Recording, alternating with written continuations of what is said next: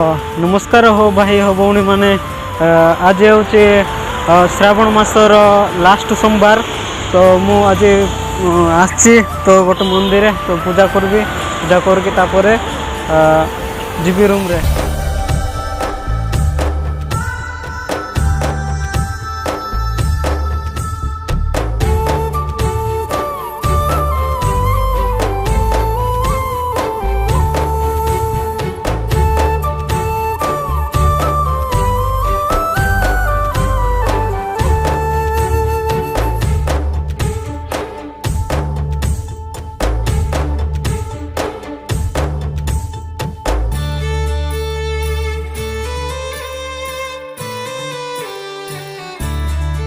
Finally मु पूजा कर सारली तो एबे मु रूम रे जाऊँगी तो खाई पी कि तापर मु ड्यूटी जीवी। तो आपण मन वीडियो केमती लगुच तो कमेंट बॉक्स में कमेंट करो।